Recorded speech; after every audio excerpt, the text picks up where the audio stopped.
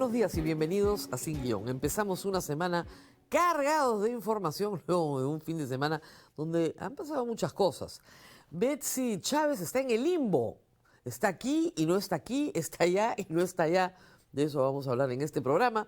Y por supuesto vamos a pasar revista a los candidatos presidenciales que ya están en este momento mostrándose. Y viendo algunas cosas que cada uno de ellos pone sobre la mesa, además de otras que nos preocupan y que tienen vinculación con la Fiscalía de la Nación. Pero vamos paso a paso. Primero, tenemos que dar cuenta de nuestro auspiciador. Preocupado por la baja rentabilidad que ofrece hoy la banca tradicional, una alternativa es explorar inversiones respaldadas por garantías reales. Prestamipe, una plataforma peruana, permite invertir en préstamos con garantía hipotecaria o en facturas por cobrar con potenciales rendimientos superiores. Más de 8.000 inversionistas y 1.600 millones invertidos respaldan su experiencia. Conoce más en www.prestamipe.com/invertir. Y muy bien, vamos con candidatos a las elecciones 2026.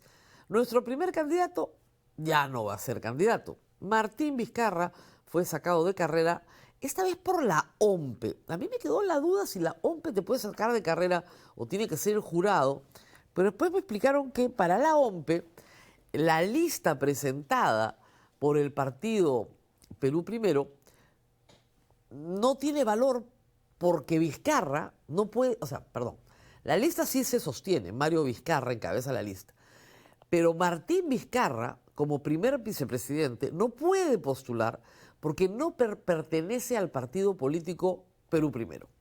Y no pertenece al partido político Perú Primero porque ya lo sacó de carrera el Jurado Nacional de Elecciones. La Corte Interamericana de Derechos Humanos, ante la cual han recurrido con una cautelar, todavía no dice nada. Y tal vez no diga nada. Con lo cual Martín Vizcarra no tiene forma de argumentar ante la OMPE que él puede ser candidato a la segunda vicepresidencia. No lo pusieron como candidato a la presidencia porque si se objetaba su permanencia en la lista, como ha sucedido, si se tachaba, se caía toda la lista. Entonces, yo creo que la decisión está tomada. Mario Vizcarra es el candidato presidencial y ha anunciado en su cuenta de Twitter, obviamente protestando por esto Martín Vizcarra, que él va a encabezar la campaña nacional. Cosa que puede hacerlo, no necesita ser militante para dirigir una campaña. Y a eso se va a dedicar en tanto, se resuelve el juicio que hay contra él. Se supone que está en la recta final. La Corte Interamericana se puede pronunciar cuando quiera. Ellos han pedido una cautelar. Hasta ahora no han tenido respuesta. Siguiente candidato, George Forsyth reaparece y esta vez vestido de uniforme militar. ¿Ok? ¿Por qué? Bueno, porque en diciembre de 2019, efectivamente, George Forsyth hizo el curso para ser oficial de reserva del ejército. Es un curso que dura varias semanas, hizo todas sus semanas de preparación y se graduó. Entonces sí, puede tener perfectamente derecho a utilizar el uniforme. Y el lunes 3 de noviembre hubo una ceremonia de reconocimiento de José Gerí como jefe supremo de las Fuerzas Armadas. Esto pasó un poco desapercibido la semana pasada, pero obviamente la campaña de Somos Perú está promoviendo esta fotografía para que ustedes vean que George Forsyth también ha servido a la patria. Todo vale en una guerra electoral. Por supuesto, esto pasó hace mucho tiempo y me extraña que no hubieran utilizado esto en la campaña del 2021, donde George Forsyth no pasó la valla, como ustedes recordarán, y el partido que lideraba perdió la inscripción. Ahora va por Somos Perú. ¿Qué más tenemos? La Cámara famosa. ¿Qué pasa con Keiko? ¿Qué pasa con Fuerza Popular? Jurado electoral de Pacasmayo ordena al Congreso que revelen el nombre del funcionario que usó la cámara en mitin de Keiko Fujimori. ¿Ah? Claro. El asunto es que la prensa ya sabe quién es, quién lo acompañó, saben todo, ya lo votaron, etc. Pero el Jurado Electoral Especial de Pacasmayo en La Libertad se ha tomado en serio la investigación y ha pedido, ¿no es cierto?, que se le responda oficialmente, ¿ok?, sobre el servidor involucrado, aun cuando haya renunciado, sobre sus responsabilidades, etcétera, etcétera. Todo esto depende de la Oficina de Participación Ciudadana, que todos sabemos depende de Fernando Rospigliosi, por si acaso. Así que el caso no ha desaparecido, pese a que Fernando Rospigliosi había pedido que lo archiven. Ahí sí. Y luego nuestro siguiente candidato ha estado en la noticia, pero no por sus actividades proselitistas, sino por sus actividades como funcionario público. Se trata de Rafael López Aliaga. Ayer un extenso reportaje en La República nos cuenta que López Aliaga reparte enchiladas, tacos y tortellini a damnificados por las lluvias de Lima. ¿Qué? Esta es una historia muy extraña, pero involucra 2 millones, a ver, por favor, la cifra exacta, voy acá, un segundo, 2.780.000 soles. ¿En qué? Un ratito. En tortellinis y tacos, un momentito. Estamos hablando de 40.000 packs de 3 menús diferentes, que obviamente no son propios del consumo limeño. Recuerden ustedes que el señor López Aliaga ha sido alcalde de Lima. Lima tiene lluvias, sí. ¿Tiene damnificados? Sí. Pocos, pero sí hay. En comparación, reitero, al peso, digamos, demográfico que hay en otras jurisdicciones del Perú, ¿no es cierto? O sea, sería muy raro que tú tengas de la provincia de Lima, no sé, la mitad de la provincia de Lima damnificada. Pero podrías tener en un distrito pequeño, sí, la mitad de la población damnificada. Por lo tanto, tus compras de prevención son diferentes, ¿no es cierto? Y los costos diferentes. Muy bien. Compró para 40.000 raciones.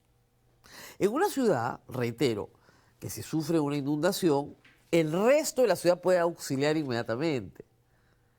Pero él quería comprar raciones que tuvieran una permanencia en el tiempo de 3 años. ¿Para qué? No sé. Y los únicos que podían proveer en una adjudicación directa eran proveedores de una empresa en los Estados Unidos, que reparte estos packs para, sí, emergencias en los Estados Unidos. Esta empresa de Florida mandó estos packs y yo tengo la suerte, gracias al equipo de investigación de acá, de La República, de tener acá el envase. Esto viene en este envase que dice Municipalidad de Lima. Es una de las pocas cosas que está en castellano. Y dice, Municipalidad de Lima, estofado de carnes y pasta con verduras. Prohibida su venta, lote tal, etc. Muy bien. Y de ahí comienza el menú. Es increíble el menú. Primero acá tienen esto que dice Cheese Fillet Pretzels. Está en inglés. Si usted no lee inglés, pero es damnificado, piña. Cheese Fillet Pretzels. Luego tiene estas bolsitas, chiquitito dice acá, Vegetarian Taco Pasta. Muy bien. Luego tenemos acá esta bolsita que no dice nada, pero dice acá chiquitito, Beef Stew. Pero estas bolsitas, que son de comida, las tiene que meter en estas bolsitas que son Flameless Meal Heater. Son calentadores de estas bolsitas con, ¿dónde está la otra cosa? Porque entonces, como con comida de astronauta, ¿ya? Con estos heating pad que metes dentro de la bolsita con la otra bolsita. Todas las instrucciones del overheat, el heat, el open heat, todo está en inglés. Todo está en inglés. Miren la cara que ponen acá. Hot steam, caution, keep. O sea, yo hablo inglés, pero la gente de Lima no habla inglés. Muy bien. ¿Hay una traducción? Sí. Acá está. Dice así. Menú 1. Jugo de naranja, galleta cracker, queso crema, pastel de fresa, estofado de carne, pasta con verdura, jugo de limón, galleta rellena, pastel de canela, maní. Pero no dice cuál es cuál, pues. No dice cuál es cuál. Si yo no sé que dried roasted salted peanuts es el maní, no tengo la menor idea de para qué me sirve esto. Y hay masa. Esto está buenísimo. Hay más. ¿Qué más tenemos?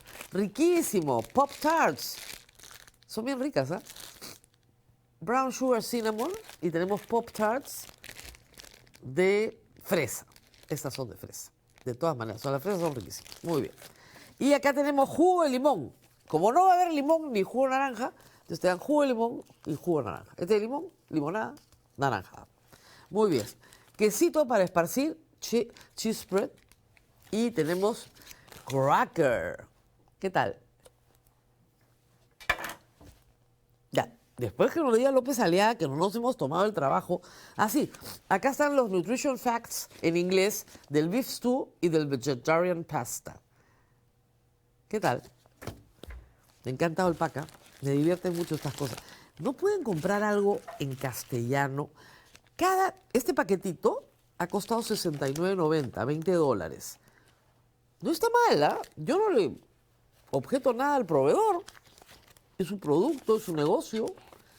Lo que le objeto es a la Municipalidad de Lima que compre algo que francamente puede ser sustituido por algo mucho más económico que finalmente el damnificado entienda. Podemos juntar latas de atún acá en Lima, agua, ¿no es cierto? Y esta es comida, por supuesto, para 24 horas. Ya solamente tienes que haber tenido la preparación de un astronauta de la NASA, más o menos, para entender esto en inglés, traducirlo y armar todo el agua caliente que va adentro, porque la bolsa la metes acá con el... Dios mío. Lima, potencia mundial, pues. Él dijo, van a comer como en Miami, muchachos. Ni las personas entienden inglés, ni la tecnología es la adecuada, ni necesitas estos productos. ¿A quién estás beneficiando en una compra sin concurso? De 40.000 de estos, hay 3 menús, ¿ah? 40.000 de estos. ¿No hay proveedores además en el Perú que puedan proveer de esto? Más sencillito, ¿no? Y además, ¿por qué tienes que comprar para 3 años? Si estás en Lima. No estás en un lugar absolutamente desolado, que no tienes contacto con ningún proveedor, ni lo vas a tener. No. Quisieron, no, el proveedor ha dicho esto es igual que en FEMA en Estados Unidos. Sí, pues, pero nosotros acá no tenemos un huracán como el que tienen en la Florida. Es completamente distinta la situación para Lima. Esto es para la provincia de Lima, nada más. Ay, ay, ay. Lima, potencia mundial. Muy bien. Ha estado entretenido, por lo menos revisar el menú ha estado entretenido. Muy bien, más candidatos. Poder Judicial. ¿Qué sigue en el Poder Judicial? Poder Judicial desacata orden del Tribunal Constitucional. Declara improcedente pedido del Jurado Nacional de Elecciones de anular la inscripción del partido de Duverly Rodríguez. Esto es un round más. El TC le ha dado la razón al Jurado Nacional de Elecciones. Y el Poder Judicial ha dicho que no me interesa lo que diga el TC. Tienen que inscribir el partido de Duverly Rodríguez. Pero el Jurado Nacional de Elecciones va a decir, no, yo le hago caso al TC, van a ver, y no van a inscribir el partido de Duverly Rodríguez. Y esto se va a resolver después de las elecciones. Lo cual parece bastante injusto, hay que decirlo, por si acaso. ¿Qué más? Tenemos noticias del cerronismo. La madre de Vladimir Cerrón es la que está haciendo campaña y ha dicho que su hijo tiene derecho a preservar su libertad, que no sabe dónde está, que no habla con él, no he tenido contacto directo con él. ¿Cómo le escribió en la lista sin que tenga contacto directo con él? No sé. Dice que lo ve por las redes y que por supuesto está en el Perú. De eso, señores, estamos absolutamente convencidos. El día que sale del Perú lo atrapan. Por eso que no sale del Perú. El día que sale del Perú lo atrapan. Muy bien, ¿qué más? César Acuña también en la noticia por un asunto del cual no nos podemos olvidar. Esto lo contamos la semana pasada a través de una nota de Epicentro TV y ahí ha quedado flotando en el aire como si nada hubiera pasado. Según el testimonio de Jaime Villanueva, César Acuña, perdón, me estoy equivocando, ese es el filósofo, no, el doctor Rock. Según el testimonio del doctor Rock, que era miembro del Consejo Nacional de la Magistratura, el señor Noguera, César Acuña intervino directamente en el nombramiento de Tomás Aladino Gálvez como fiscal supremo. Y eso quedó ahí en el aire. y nadie ha dicho nada. Ayer, dos fiscales, la fiscal Delgado y la fiscal Cárdenas, se presentaron en Punto Final y contaron que han sido destituidas por Tomás Saladino Gálvez cuando estaban a punto de acusarlo por este y otros hechos vinculados a Cuellos Blancos. El señor Acuña, en medio de toda esta historia, no ha dicho una palabra, ni tampoco el señor Luis Valdés, ni una palabra. Ni nadie se los ha preguntado. Siguen en campaña. Dicho sea de paso, hay que decir algunas cosas del fiscal interino y de la fiscal Benavides, ¿no? Destituir a estas fiscales se parece mucho, si no es idéntico, a lo que hizo la señora Patricia Benavides con la fiscal Betsabe Revilla, en el caso de su hermana. Este es peor porque es en el caso propio. Tomás Saladino Gálvez insiste en que los cuellos blancos no existen, que es un caso inventado por Vizcarra. Y este fin de semana, hay que decir, ha sido el fin de semana del denial, ¿no? Los políticos nos están convenciendo que hay cosas que no existen. En el Congreso, las leyes pro crimen no existen, es un invento de la izquierda. Y en la izquierda, el golpe de Estado no existe. No existe. ¿Ah? El golpe de Estado de Pedro Castillo no existe. Lo que usted vio en televisión, eso no existe. Y los cuellos blancos no existen. Entonces nada existe. Es fantástica, una fantástica línea de defensa. Lo que sí existe, hay que decírselo al ministro del Interior, antes de ir al tema de Betsy Chávez, es que hay 56 choferes asesinados este año. Portada de hoy de la República. 56 choferes hoy contabilizados. En lo que va de este año, Observatorio de Criminalidad del Ministerio Público. 56 choferes asesinados por salir a trabajar, por trabajar, como víctimas de la extorsión y el sicariato. ¿Y a qué se ha dedicado el ministro del Interior el día viernes? A perseguir a los asesinos, a armar un sistema de inteligencia. No, a despedir a una abogada que fue víctima de Patricia Benavides. A ver, ¿cómo es la historia? Vamos a decirlo sencillito, vamos a volver sobre este tema, ¿ya? Una abogada penalista escribe unos artículos interesantes sobre su materia técnica y Patricia Benavides plagia a esta abogada, la plagia mal. Se lleva 30 páginas de su artículo. ¿Ok? Víctima. La abogada es víctima. Víctima. ¿Ok? Como es una abogada competente, tiene trabajo en el sector público, ha sido contratada varias veces en el Ministerio del Interior, estaba contratada en el Ministerio del Interior.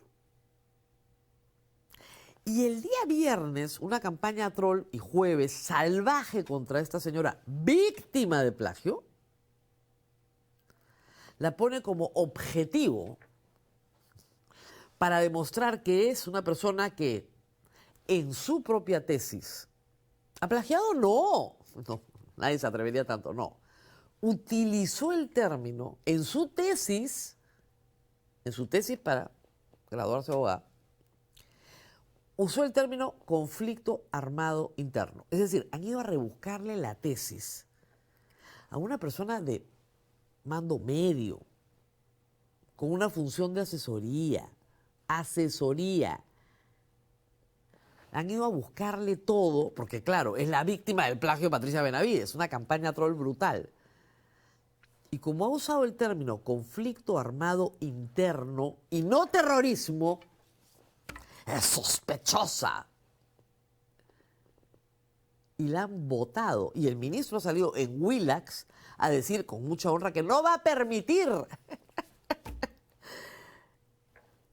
Yo entiendo que la periodista que entrevistó al ministro no sepa de derecho, pues nada.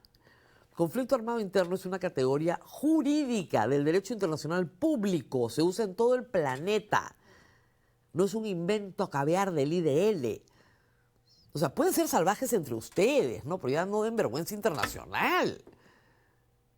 ¿Qué tales analfabetos jurídicos?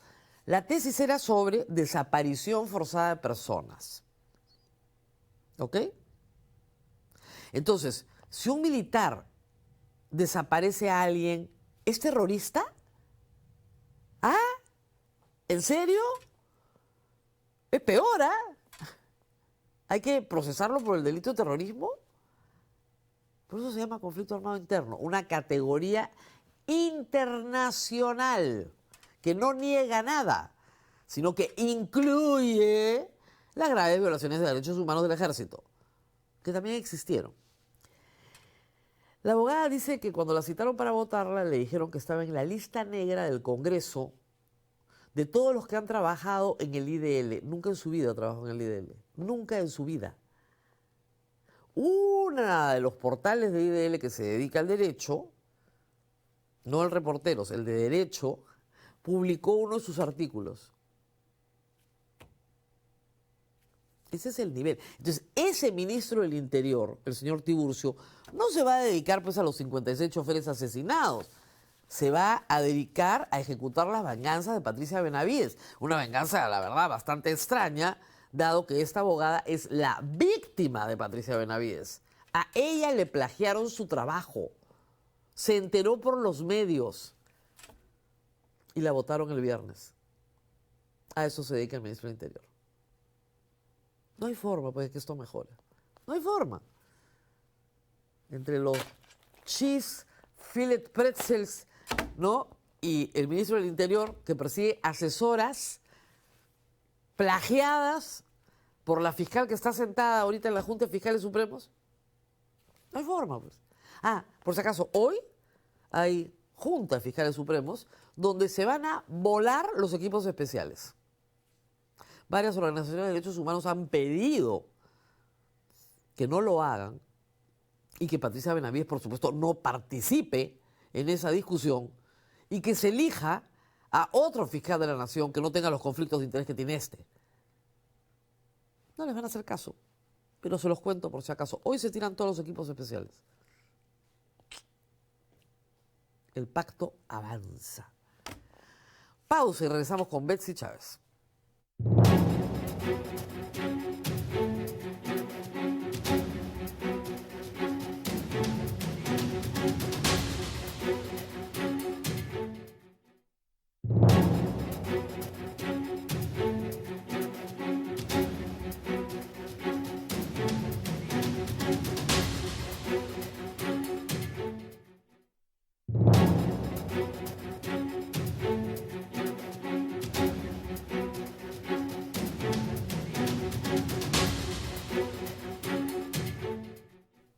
Muy bien, y les hemos contado por si acaso la historia de la abogada Giovanna Vélez, que no merece nada de lo que le ha sucedido. Y eso es lo que pasa cuando estamos en manos después de analfabetos jurídicos. Impresionante, plagiada. Ah, dicho sea de paso, el Colegio de Abogados de Lima no está haciendo nada, así lo ha contado la encerrona esta mañana, nada sobre el asunto. Con tesis plagiada. Y requete plagiada, bien plagiada. Muy bien, Betsy Chávez. El día viernes en la noche, el gobierno decidió alargar el tema del salvoconducto y planea modificar la Convención de Caracas. Y expidió un comunicado que vale la pena leer, porque yo le diría que está muy bien escrito, pero es ese tipo de comunicados que se han pasado una semana craneando, porque hay que caminar sobre huevos, es bien difícil, ¿eh? A ver, el Estado peruano no le quiere dar el salvoconducto, pero no lo puede decir. ¿Por qué? Porque ya se los he explicado en este programa. La Constitución señala que el presidente del Estado peruano acepta el asilo, lo tiene que aceptar. Entonces tienes que sacar un comunicado donde no rechaces el asilo. El Estado peruano no puede decir, como quieren los trolls, rechazo el asilo. No, no se puede. Y no lo ha hecho. Porque lo ha redactado bien. Tampoco dice rechazo a el salvoconducto. No, tampoco dice eso. No rechaza nada. Nada. No rechaza absolutamente nada. ¿Cuál es la diferencia con Alan García? Por enésima vez, porque a mí también, igual que a la señora Vélez, me han hecho una campaña troll de aquellas, pero yo me manejo mejor con las campañas trolls, ¿no? Entonces, la diferencia con Alan García es que a Alan García no le habían dado el asilo. Entonces podíamos hacer toda la campaña que queríamos, con todos los argumentos posibles, para convencer al Estado uruguayo de que esa persona no merecía el asilo. Aquí ya le dieron el asilo. Ya no hay nada que hacer, ya no hay campaña posible, no hay forma de amedrentar, no hay forma de decirle, mira, te la quedas ahí sentada en tu oficina por los próximos 10 años. No hay forma, ya no hay forma de hacer nada porque ya le dieron el asilo. Y la convención es bien clara, una vez que te lo dan, antes de que te lo den, puedes persuadir, hacer campaña, informar, dice, informas al Estado asilante, todo lo que quieras. Antes, una vez que te lo dan, es otra historia. Claro, eso lo sacan de contexto, pues los trolls. Bueno, pero en fin, ese es un lío de trolls. En este caso, el comunicado lo que dice es lo siguiente, y es bien interesante el comunicado. El Ministerio de Relaciones Exteriores informa a la opinión pública lo siguiente. Como se anunció públicamente, la Consejería ha sido notificada. Perfecto. Hemos sido notificados, y eso está muy bien, de la solicitud mexicana del salvoconducto. Perfecto, ¿no? Una primera, si me lo acercan un poco, por favor, sería ideal, porque si no, no voy a poder ver nada. A ver, vamos a ver que esto mejore. En mi visión, ahorita lo mejoro, chicos, porque si no, la letra está muy pequeña y ustedes se van a volver locos conmigo tratando de leerlo. Un segundo, por favor. Tenemos acá el comunicado, si me permitan. Está en la edición de ayer, pero...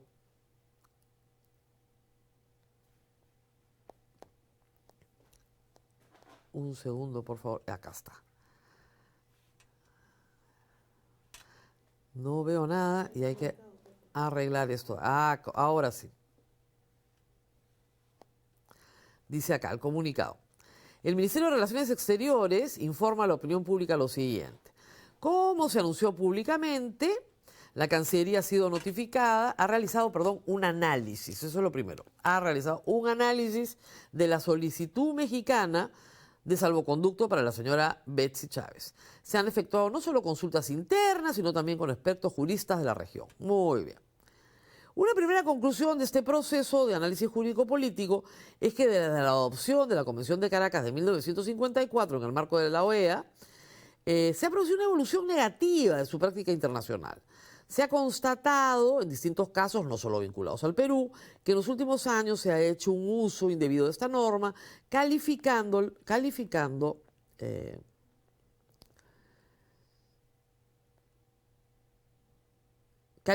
delitos comunes como casos de persecución política.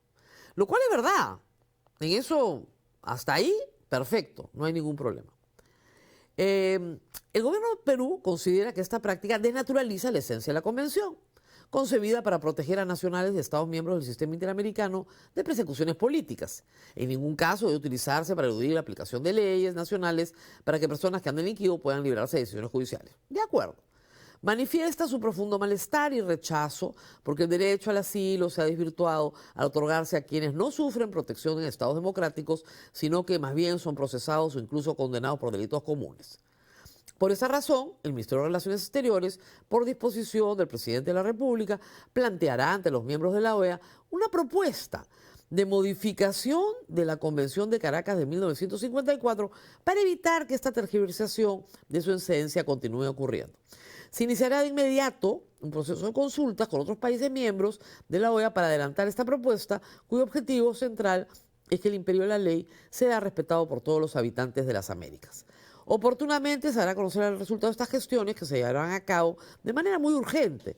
Culminando este proceso, el gobierno peruano tomará las decisiones que correspondan. Ahí está, ya me lo hicieron más grande. Después vamos a lo de Zamora, ¿ya? Porque además el último párrafo no tiene nada que ver con todo lo anterior. Pero, ¿han respondido algo sobre el salvoconducto? Nada. Ni una palabra. ¿Han rechazado el asilo de Betsy Chávez? No. No. Están hablando de la modificación de un tratado. Betsy Chávez no figura. Y aquí hay que decir varias cosas.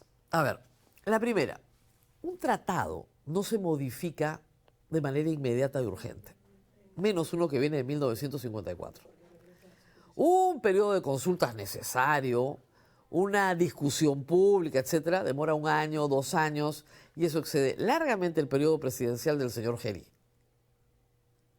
Así que es imposible creer que esa modificación del tratado se va a producir antes de que termine el gobierno del señor Geri. Primer asunto. Segundo asunto, no tiene efecto retroactivo. Cualquiera sea la disposición, la señora Chávez, a pesar de que nos pesa, ya le dieron el asilo, pues, ese es el problema. La señora ya está asilada. ¿Quieres enfriar? Perfecto, estás enfriando. Estás pateando el problema para adelante. Mientras tanto, Betsy Chávez va a quedarse a vivir en la Embajada de México, con el personal peruano, pero se va a quedar a vivir en la Embajada de México. Eso es lo que está diciendo el Perú a México. Por ahora no le vamos a dar el salvoconducto, que venga otro gobierno que le dé el salvoconducto, pero yo no. Y yo planteo, eso se llama patear para adelante, yo planteo una modificatoria del tratado porque lo están desnaturalizando. A ver, hay un tema esencial para entender este tratado. Cuando tienes gobiernos democráticos, el tratado no aplica. ¿Por qué? Porque en los gobiernos democráticos no hay persecución política, pues, por definición. Cuando tú tienes gobiernos que no son democráticos y hay persecución política, el tratado se aplica. El problema es que el Perú sostiene que aquí en el Perú no existe persecución política.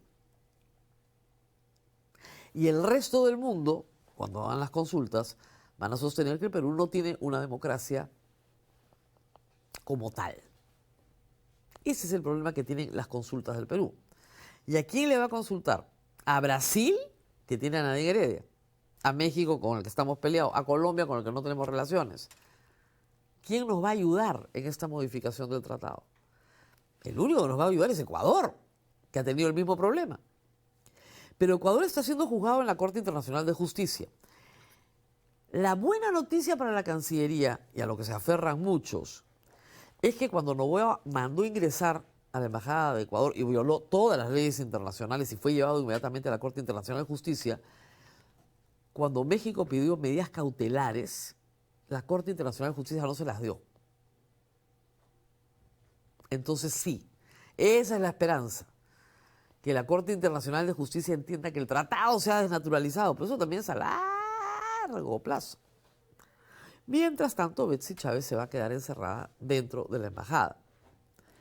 Pero hay otros problemitas que hay que señalar. El comunicado, si me ponen la parte final, habla del embajador de Cuba. Tú dices, ¿qué tiene que ver el Tratado de Asilo de 1954 o el salvoconducto de Betsy Chávez con Carlos Zamora, embajador de Cuba? ¿Ah? Miren el párrafo final. Les he leído lo anterior, ¿no? Por otra parte, o sea, por si acaso, ¿no? Porque estamos ahorrando espacio. No, por otra parte, se informa que el pasado martes 28 de octubre, el vicecanciller convocó al embajador de Cuba en el Perú, Carlos Zamora, a fin de dialogar con él respecto a las actividades desarrolladas durante su gestión en el Perú. A partir de lo tratado en esa reunión, se comunica a la opinión pública que el embajador Zamora terminó sus funciones en el Perú y dejó el país en forma definitiva. Sí, pues. ¿Por qué tienes que poner eso en este comunicado? Misterio.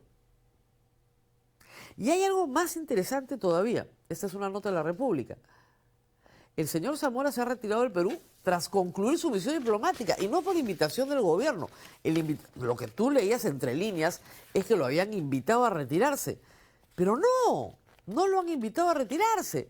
Él ya había tenido sus comidas de despedida, había terminado su misión, fue a visitar al vicecanciller, conversaron y luego le agradeció y se fue porque se iba. O sea, sugieren que lo han invitado a irse cuando el señor se fue porque le tocaba irse. ¿Por qué está acá? Hay una columna muy interesante hoy día de Mirko Lauer, también una portada en El Comercio, que tiene que ver con un mito. ¿Ya? Y hay que explicarlo así para que la opinión pública lo entienda.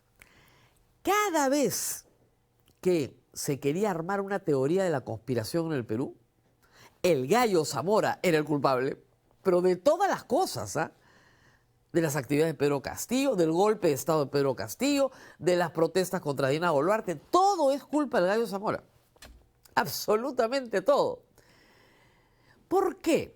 A ver, miren, todos los embajadores tienen como una de sus tareas reportar a su país de origen, a sus cancillerías, qué está pasando en el país en el que se encuentran. Es un reporte de inteligencia básico. Pero este embajador en particular pertenece a algo llamado la inteligencia cubana. Y aparentemente sí, desarrollaba actividades de recojo de información. ¿Puede haber ido más allá? Mirko Lauer especula que tal vez. Y que unan a Betsy Chávez en el mismo comunicado con el señor Zamora tiene que ver con las sospechas de la Cancillería. Pero no nos han explicado cuáles son sus sospechas. Y sería interesante que nos lo expliquen, porque si no, no tiene ni pies ni cabeza el comunicado. Reitero, todos los vendedores de humo de inteligencia dentro de la picaresca política peruana, cuando venden sus servicios de consultores de inteligencia, si meten al Gallo Zamora ya sabes que es humo, por si acaso, porque son todas las teorías de la conspiración. Y este hombre era multifacético, ¿eh? No saben todas las cosas que ha hecho. Y es francamente absurdo. Fuentes, marinos nos han dicho. En todo caso, el señor estuvo 4, 5 años en el Perú, cumplió su misión y se fue. Y eso es todo. No hay más. No lo han expulsado, no lo han declarado persona non grata, nada de eso. Y le ha pasado muy bien en el Perú, por si acaso. La que sí se ha ido este fin de semana, por favor, fue la secretaria de la encargada de negocios, porque le dieron un plazo perentorio para que abandone el país. Como saben perfectamente, no tenemos embajadores. Y la encargada de negocios, Carla Ornelas, era la que estaba representando a la delegación diplomática de México en el Perú. Ya la expulsaron también, ya se fue el fin de semana. Y Betsy Chávez se queda, todo el mundo se queda sola. No, se queda con el personal peruano que está contratado en la Embajada de México. Y hay todavía consulado en México, porque la función consular, gracias a Dios, no se pierde, así que hay otro personal que se queda ahí. Así que así estamos. Pero Betsy Chávez hoy puede abrir la puerta de la Embajada de México y salir caminando, irse a su casa, ¿no? Tomarse una siestita y regresar a la Embajada de México. ¿Por qué? Porque no tiene prisión preventiva. No tiene prisión preventiva. No hay. Por favor, recién este jueves... primero, la subcomisión del Congreso recién acaban de aprobar el informe final de inhabilitación por 10 años. Recién, por el golpe, ¿ah? Y luego, este jueves, el Poder Judicial va a evaluar un pedido de prisión preventiva tramitado por la doctora Zoraida Ábalos. Recién. ¿Quién anuló la prisión preventiva de Betsy Chávez? El Tribunal Constitucional. Zoraida Ábalos pide prisión preventiva porque la señora Betsy Chávez ha sido ministra de Estado y por esa razón es una fiscal suprema la que tiene que ocuparse de su caso. Zoraida Ábalos pide prisión preventiva por incumplimiento reiterado de reglas de conducta. ¿Ok? Porque ha omitido los controles, etcétera, etcétera, y no se ha presentado. Y ahí hay fundamento. Pero Betsy Chávez no tiene ni inhabilitación para postular, ni tiene prisión preventiva. ¿Ah? ¿Y quién se encarga de eso? ¿Yo? ¿Ustedes? No. El Estado peruano. Así que a la legión de trolls, espero que les haya quedado claro que los han empleado mal. ¿No? Bueno, ya no les queda claro nada, porque están todos bloqueados. Y mientras todo esto pasaba el fin de semana, el viernes, Keiko Fujimori se fue a México. A México. No sabemos para qué hasta esta hora. Es decir, la bancada de Keiko Fujimori declara persona non grata a Claudia Sheinbaum y ella se va a México. Ella, que es candidata presidencial, líder de un partido político con bancada propia, presencia en el Congreso, ¿se va a México? ¿A qué? Estamos peleados con México. México ha dado mal un asilo. Está beneficiando a una golpista. ¿Y se va a México? ¿Por qué, ah? Me muero ganas de saber, pero hasta ahora no sé. Y antes de irnos a la pausa, viene Gustavo Guerra García, candidato a la vicepresidencia de la República por la alianza Venceremos. La noticia más importante del fin de semana. No puede pasar por alto que Gerí está para los amigos. ¡Aumentos de sueldo! ¡Sí! Para los miembros del TC suben a 42.000 soles, porque ganan muy poquito, ganan 35 nomás. Y para los embajadores que ganaban 10.600 a 20.000 soles, pero no solo los embajadores, ¿ah? Todo el escalafón diplomático duplica su sueldo. Ese mi Gerí. Ese es como le dicen en la red, mi presi. Ese es lo que ha ordenado que digan de él, ¿no? Mi presi. Ese es mi presi, regalón. ¿No? Obviamente la Junta Nacional de Justicia está furiosa, porque dice, a nosotros también nos toca, a nosotros también nos toca. Se estaban subiendo el sueldo solitos. Les va a tocar, claro que les va a tocar, chicos, tranquilos. Nuestro presi no defrauda toda la función diplomática. Después del comunicado de Betsy Chávez, les duplican el sueldo. Después no digan que no se advirtió, ¿ah? Después no digan que nadie les contó. Y contra los trolls, he ofrecido en Twitter, creo que lo voy a hacer pronto, una vez que arranquemos la campaña, vamos a hacer la campaña troll de la semana. Porque los partidos políticos contratan estas granjas y les entregan determinados mensajes. Todos, ¿ah? O sea, desde la izquierda es el golpe no existió. Y desde la derecha es los cuellos blancos no existen. O las leyes pro crimen no existen. Y también las personalizadas, ¿no? Rosa María Palacio miente, etcétera, etcétera. Morsa, chancha, lo que fuera. Vamos a presentárselas de vez en cuando. Tampoco hay que darles mucha interacción porque eso es lo que buscan. Pero para que ustedes estén preparados a lo que se viene. Olvídense lo que se viene. Muy bien, pausa y regresamos con Gustavo Guerra García.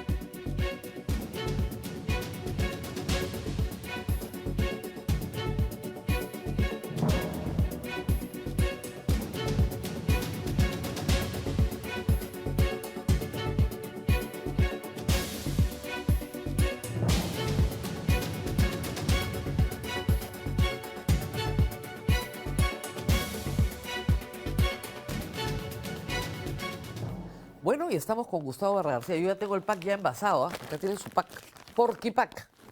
Increíble. Muy bien, estamos con Gustavo Guerra García, candidato de la alianza Venceremos, que une a Nuevo Perú y a Voces del Pueblo. Gracias por estar con nosotros. Muchas gracias, Rosa María, por la Pero invitación. hay que acercarse un poquito más porque si no sale el cuadro. Muy bien. ¿Para allá? No, para acá. Estaba pensando, hay varias experiencias como funcionario público en su vida, pero todas han terminado con una enorme desilusión. Primero, viceministro en la época de Toledo.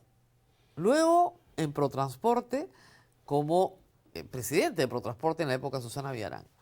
Luego, como viceministro de Economía, con Pedro Franque. De Hacienda, con Pedro Franque en el régimen de Castillo. Lo primero que le podrían preguntar es, oiga, ¿a dónde va usted? Hay problemas, y problemas serios. ¿Por qué regresar a la función pública? A ver, bueno, en primer lugar, yo no me siento desilusionado ni decepcionado de lo que he logrado hacer en esas tres responsabilidades, ¿no?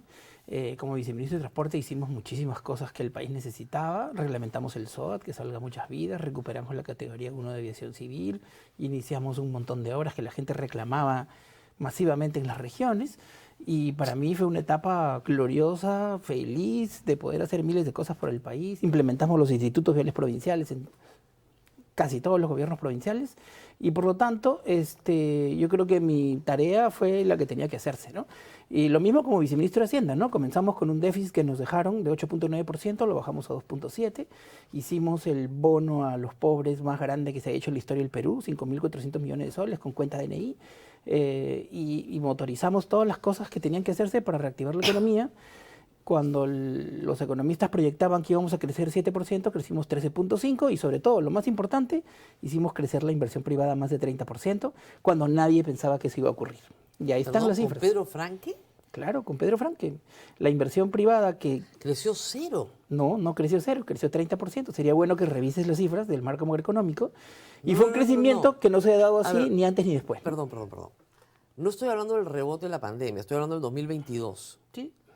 2022 creció 30% la inversión privada. Por eso, el 2021, porque nosotros tuvimos la gestión el 2021. Perdón, el 2022. El 2021 veníamos con el rebote, obviamente, de la pandemia.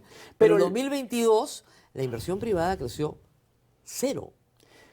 Nosotros estuvimos hasta febrero del 2022, ¿no es cierto? La inversión privada creció el 2021 en más de 30%. Por el rebote, pues, de la pandemia.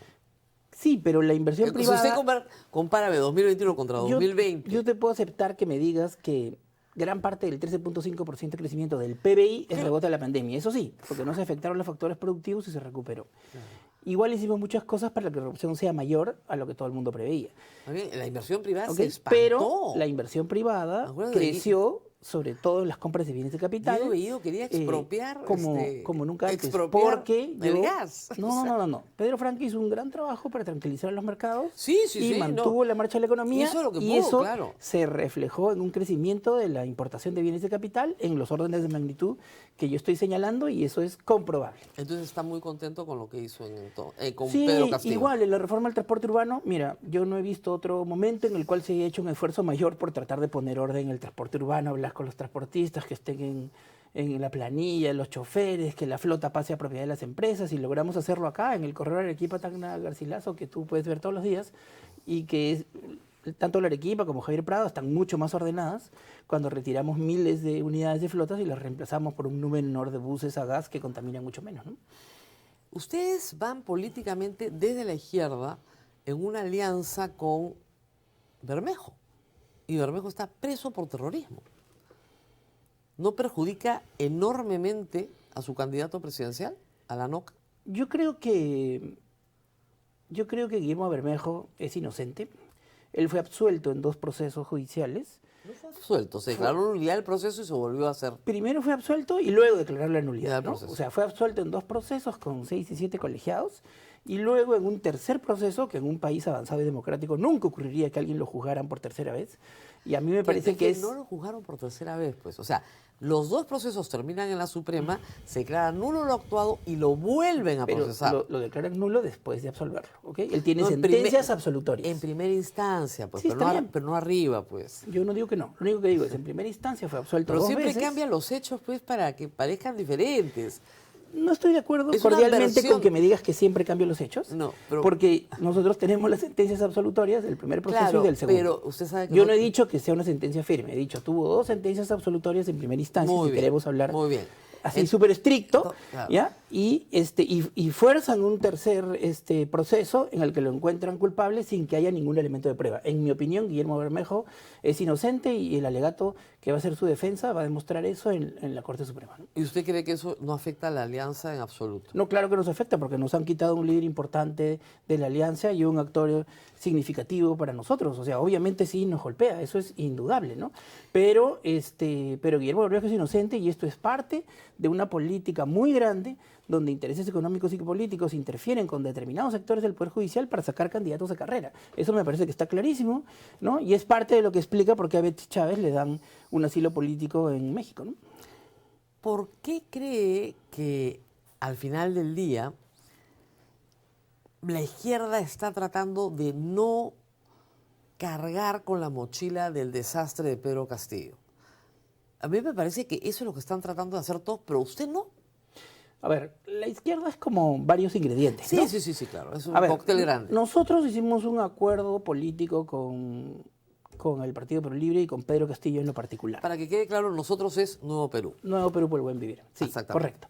Y nosotros, por lo tanto, colaboramos los primeros meses de gobierno hasta que nos despidieron y nos agradecieron por WhatsApp, ¿no?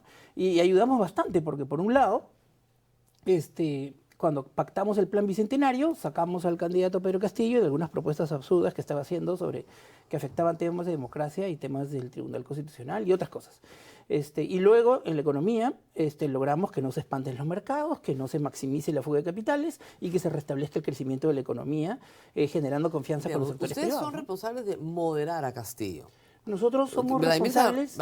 Serrón los acusa de ser los caviares. Nosotros somos responsables de cuidar las joyas de la corona, manejar las finanzas públicas con responsabilidad y restablecer las condiciones para el crecimiento económico. Y lo que tenía que ocurrir luego, porque mira, hicimos una reforma tributaria comprensiva, el Congreso nos aprobó un pedacito, pero con ese pedacito, en septiembre del 2022, la presión tributaria del Perú llegó a 17.5%, a medio punto de lo que el Acuerdo Nacional ha planteado que debe ser.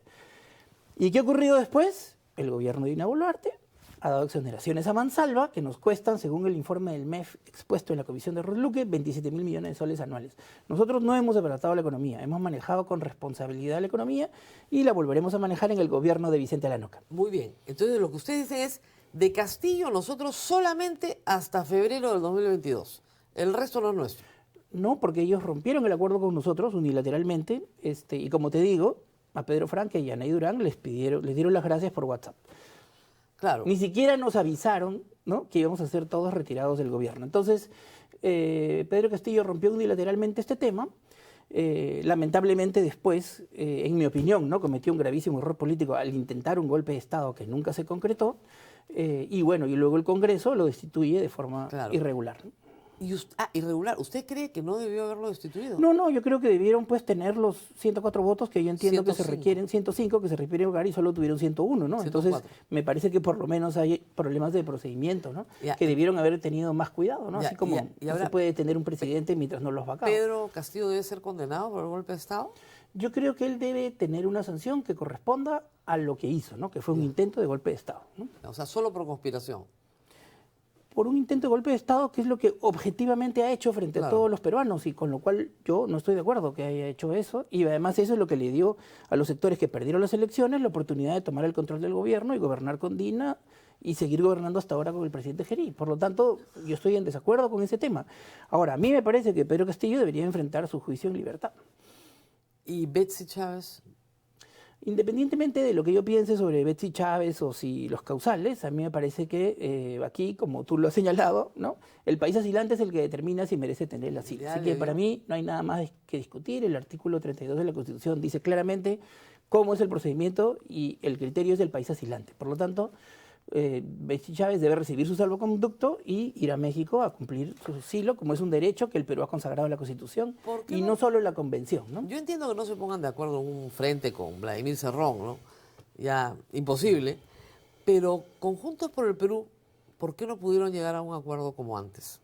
A ver, primero con Vladimir Serrón es imposible porque Vladimir Serrón prácticamente ha rebajado todas sus banderas de izquierda y ha sido parte del pacto con el fujimorismo, Acuña, Podemos y todos los demás, y que han generado las leyes pro crimen, las leyes que consagran las violaciones de derechos humanos, las leyes que defienden a los corruptos, etc. Y las exoneraciones. No, además está en un movimiento ya familiar, o sea, absolutamente familiar. Pero, va con su mamá. Pero ¿qué es lo menos grave, no? Lo más grave es que él ha sido parte de los acuerdos para generar este tinglado jurídico legal que daña al país y que además han cambiado el equilibrio de poderes a favor de un Senado todopoderoso para que no se pueda gobernar en el Perú, y todo esto va a haber que cambiarlo. Entonces, hacer una alianza con Perú Libre que ha generado los problemas principales de corto plazo del Perú y que nos impiden que aprovechemos un escenario internacional absolutamente favorable, hace que sea pues imposible ir con él, ¿no? Juntos por el Perú. Lo que pasa con Juntos por el Que Perú... fueron aliados. Sí, claro. Lo que pasa Electorales. es que Juntos por el Perú se le ha pasado todo el año pasado diciendo que va a ir con Antauro, ¿no? Y nosotros Claro. con Antauro Humala, que para mí es un fascistoide, no tenemos nada que hacer porque no estamos de acuerdo ni con el aislamiento internacional del Perú, Pero ni con la Antauro- pena de muerte. Antaro nos ha dicho que con él pasan la valla.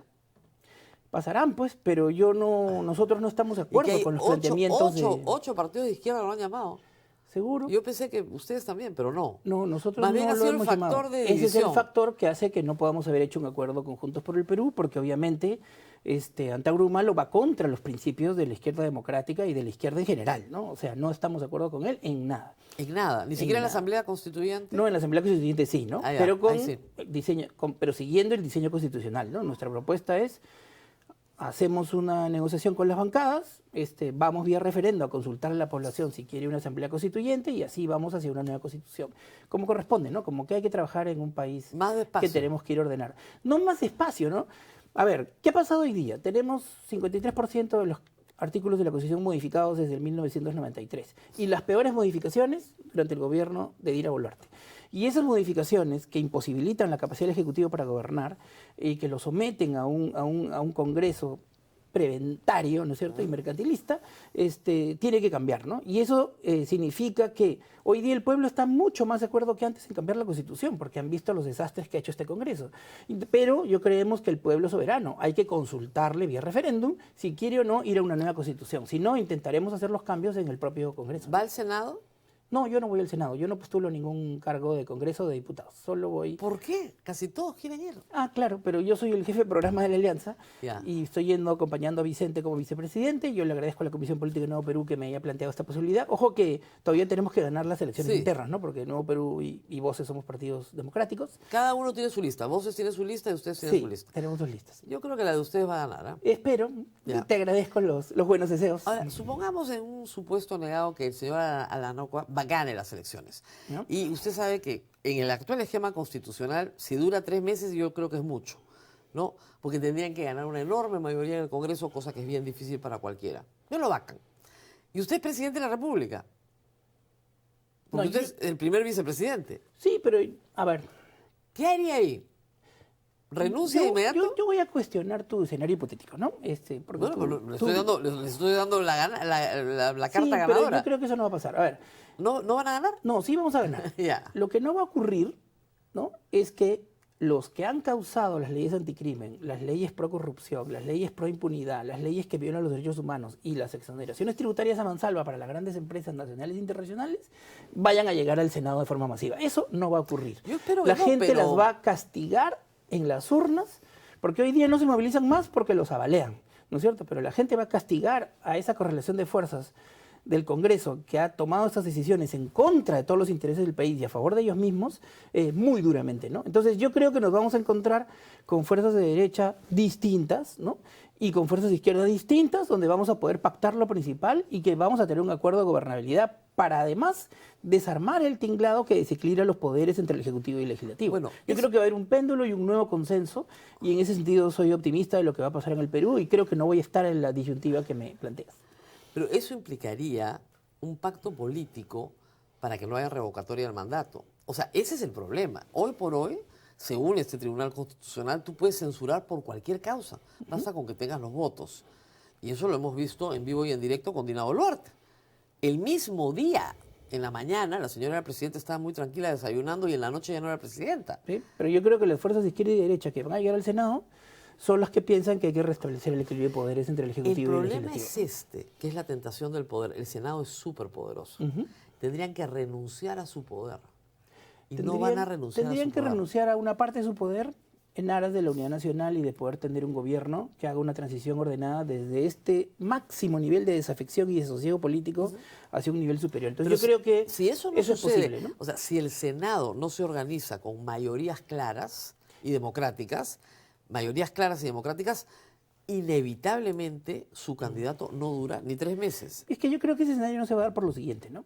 digamos que tú tienes razón, y hay un Senado mayoritariamente gobernado por las mismas Por lo fuerzas que han mismo. generado este problema. Exacto. Nosotros no vamos a pasar a segunda vuelta en ese escenario. Ese escenario significa que la sociedad peruana no solo se derechiza muchísimo más de lo que ya está, sino que además vota irresponsablemente y a ciegas por los mismos, solo por las marcas y la recordación de los partidos, ¿no? Que son buenas marcas, pues se recuerdan bien. Pero yo creo que eso no va a pasar. Yo creo que el castigo que van a tener va a ser un castigo durísimo y que van a ser retirados de la escena política. ¿Usted cree que Keiko en gran Fujimori medida. no pasa la valla? Yo no creo que Keiko Fujimori saque ni 3%.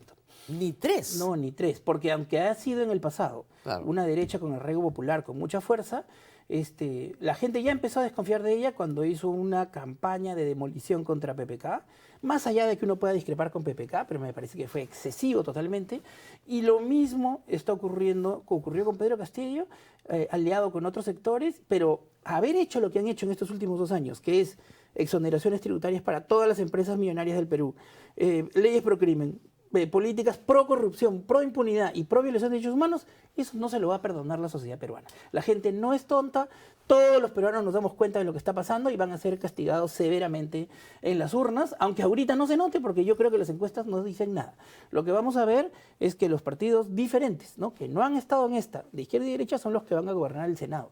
Por eso es que yo creo que el escenario de un eventual triunfo de Vicente Lanoca, en el que creo, va a ser con un Senado mucho más amigable y donde se va a buscar un acuerdo nacional, donde la figura de discutir interpartidariamente el acuerdo nacional va a regresar. O sea, aquí esta situación es imposible de que continúe. Han agudizado las contradicciones a un punto en que yo creo que no hay manera de que la gente aguante más de esto mismo.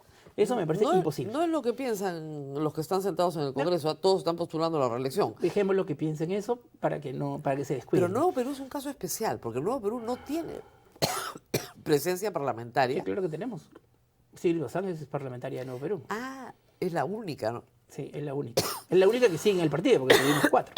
Y con los otros tenemos una relación de coordinación, ¿no? No. O sea, Juntos por el Perú entra. Lo que pasa es que en Nuevo Perú y Juntos por el Perú tuvimos un acuerdo. Exactamente. Y postulamos por Juntos por el Perú. Pero de los 5 parlamentarios, 4 eran de Nuevo Perú. De esos 4 continúa Sigrid Bazán como miembro de Nuevo Perú. ¿Y cómo hacemos con la campaña por estos no? Bueno, lo hacemos, pero Sigrid no ha estado en la coalición que ha tomado estas decisiones. Ella ha estado dando combate al frente, ¿no? Y además yo estoy seguro que va a salir elegida y va a ser uno de los diputados electos. Pero a la hora de las votaciones han acompañado muchas veces. No, ninguna, jamás. Ninguna votación que tenga que ver con ningún asunto dañino para el Perú ha sido votado por Sigrid Bazán, te lo puedo asegurar. Podemos mirar los récords y la bitácora del Congreso. No, ¿y los otros 4? Los otros 4 no pertenecen a Nuevo Perú. Cuando nos inscribimos, ellos ya no estaban con nosotros. Ok. Ya no puedo controlar lo que vayan a hacer. Ok. O sea, ni Chabelita, ni Raimundo, Ya. son parte de ni Ruth Luque son parte de Nuevo Perú. Ellos han tomado un camino diferente, ¿no? Y desde que Nuevo Perú por Buen Vivir existe, no hemos tenido esos parlamentarios, ¿no? Desde que existe. Claro, de que existimos de forma inscrita, digamos, ¿no? Claro. Pues usted se ha inscrito el 2023. Sí, Claro. correcto. Así cualquiera, pues, ¿no? Ya Es bueno, la misma pero discusión que tengo con el Partido Morado, que me dice, nosotros no tenemos la culpa en nada. ¿Cómo que no? O sea, tú lo llevaste. bueno, igual no son los peores parlamentarios que han No, cometido no, las hay tropelías. mucho- hay mucho pero, peores, pero- digamos, llegaron al Congreso y nos abandonaron. ¿Cómo podemos hacernos responsables de sus Claro, decisiones? ¿no? pero O sea, ¿cómo? la responsabilidad nuestra de haberlos llevado, sí, la asumo, el Claro. activo y el pasivo político de eso. Pero no podemos asumir la responsabilidad de lo que hicieron después cuando se retiraron de la organización, ¿no? El problema es que, digamos, Eso ya va a cuenta de las bancadas que el los problema han es que de asumido, ¿no? nuevo le están pidiendo el voto a la gente para hacer eso. Entonces, si ustedes me dicen, no, una vez que ya los eligen, nosotros no podemos hacer nada, entonces, ¿por qué voy a votar por tu partido? Sí podemos hacer, pues podemos hacer una reforma en el Congreso que haga que el escaño quede vacío cuando alguien se retire del partido, ¿no? Porque nosotros no hemos querido descoordinarnos con ellos, nosotros siempre hemos querido articular nuestra bancada con la política del partido. El problema es que ellos han tomado esas decisiones y Chabelita se ha ido a Podemos, ¿no? Imagínense. Y A Podemos, por lo que le digo, la gente... Claro, pero Chabelita era una persona a la que correspondía apoyar, era una genuina representante de los basureros. Claro, de pero las se fue a basureras, Podemos, pues. Y se fue a Podemos, un error político gravísimo, ¿no? Ya habría que... Le conviene más. Bueno, yo creo que no, pero el tema es, se han retirado de nuestra organización, nosotros no los hemos expulsado, ¿no? Ahora, han presentado un plan, usted es el jefe del plan de gobierno. Sí, claro, asumo todo el plan. Todo el plan. ¿De nuevo vuelven a plantear algo sobre la reforma agraria? ¿He leído? A ver, nosotros le llamamos segunda reforma agraria a una apuesta por la revolución tecnológica y productiva del agro. Pero lo mismo que hizo Pedro Castillo. No. Nosotros le propusimos a Pedro Castillo hacer lo que se tenía que hacer en el campo, ¿no? Ya. Y lo cierto es que los técnicos de agricultura siempre han querido hacerlo, solo que ahorita tenemos, digamos, en la línea de lo que se debe hacer, 9.000 millones de soles de obras de riego y riego tecnificado paralizadas, ¿no? Por una pésima gestión y también por problemas de la Contraloría y otros aspectos menores. Entonces, hoy día, ¿qué ocurre en el Perú? ¿No? Por un lado, el lobby de los de siempre que están en el Congreso destrozando al país le han dado exoneraciones por 20.000 millones de soles a los exportadores para los próximos 10 años, en un sector que no necesita eso porque Sí, ha tenido ya no ganancias brutales, ¿no? Y además, en un sector en donde los salarios reales han caído 30% desde el 2018. O sea que no están contribuyendo al desarrollo, jalando hacia adelante, digamos, la demanda y la base salarial. Y que encima pagan menos en salud, perjudicando todo el financiamiento de los asegurados. Y al mismo tiempo el ministro, que favorece todo esto, no se ocupa de que lo que hay que hacer, que es ayudar a la agricultura familiar con estos 9.000 millones de soles que están en obras paralizadas de riego, que podría duplicar la producción agraria, no se ocupa. Es que la frase reforma agraria, lo que le suena a los mayorcitos es expropiación. Sí, entiendo. Confiscación de tierra. Entiendo. Por eso ¿Van a queremos confiscar? decirle a todos los peruanos que no es una política de confiscación de tierras ni de expropiaciones, sino es una política de revolución productiva No, le aviso basada porque- en inversiones masivas, en pequeña infraestructura de riego en toda la sierra, para salir de la agricultura de secano y pasar a una O agricultura sea, de riego. es una política de fomento, digamos. pues, Es sea una antiguo. política de fomento, pero a todo trapo, porque el agro ha estado muy abandonado, ¿no? Y que pasa además por crédito masivo y barato a través de un agrobanco que se tiene que convertir en un banco agrario en serio, ¿no? Porque no puede ser que el Perú sea el único país del mundo que no tiene un banco agrario como tal, ¿no? Y que el agrobanco solo tenga una cobertura chiquitita y sea una ventanilla para prestar y no puede captar ahorros, por ejemplo. Es que ¿no? los bancos agrarios en el Perú siempre quiebran. Hubo un banco agrario en el Perú que nunca quebró hasta que Alan García lo administró en su primer gobierno. Exactamente. Ya, pero todo el periodo previo era un banco agrario poderoso, importante, que FIDA, por ejemplo, el Banco Mundial y el BID prestaban la plata a los agricultores al desarrollo a través del banco agrario, o sea, una institución súper poderosa que generó un aumento de la productividad en el Perú Crédito. durante décadas hasta que Alan García inventó un subsidio masivo que lo hizo quebrar Claro. al banco agrario y a la emisión monetaria y que generó el 25% de la hiperinflación. Eso es verdad, pero eso no es porque los bancos agrarios sean un problema. Los bancos agrarios no son un problema, menos en un país que tenemos una SBS muy estricta para la regulación de un manejo prudente de las instituciones bancarias, ¿no? Entonces tenemos que ir a un banco agrario que dé capital de trabajo a todos los agricultores y que preste para las inversiones como se hace en todo el mundo, ¿no? No tenemos por qué estar tan lejos de lo que se hace en todo el mundo, ¿no? Muy bien, muchísimas gracias a Gustavo García. Mucha suerte, una campaña sumamente complicada, mucho político y mucho técnico. Él es más técnico que político, pero se mueven los dos mundos, ¿ah? Hago mi esfuerzo. Haz el esfuerzo por nosotros. Mucha suerte. Nosotros nos tenemos que despedir, no sin antes mencionar... y tengo una sorpresa, o sea que nadie se mueva. Tenemos que mencionar primero al auspiciador. Preocupado por la baja rentabilidad que ofrece hoy la banca tradicional, una alternativa es explorar inversiones respaldadas por garantías reales. Prestamipe, una plataforma peruana, permite invertir en préstamos con garantía hipotecaria o en facturas por cobrar con potenciales rendimientos superiores. Más de 8.000 inversionistas y 1.600 millones invertidos respaldan su experiencia. Conoce más en www.prestamipe.com/invertir. Nos tenemos que despedir, pero no por mucho rato. Acá viene la sorpresa. Al mediodía hoy, Pedro Salinas inicia un nuevo ciclo en la República y yo voy a estar con él para su programa inaugural. Así que más tarde me volverán a ver. Mientras tanto, le dan like al programa. Ha estado bueno, acá está todo. ¿Nos ven? Y ya está. 2, lo comparten con todas aquellas tías que dicen que los trolls les han dicho, ya con ellas también. Y 3, se suscriben a todas las redes de la República para que el material les llegue en el momento en que lo hacemos. Nos vemos nuevamente el día de mañana.